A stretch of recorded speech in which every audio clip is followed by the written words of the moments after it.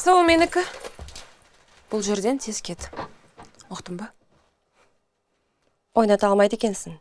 Или ты думаешь, я тебе поверила?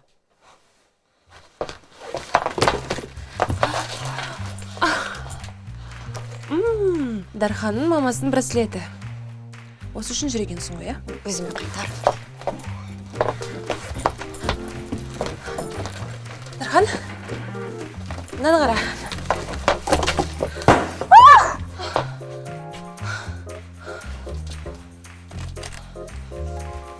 Но мен мамам білезігі ғой.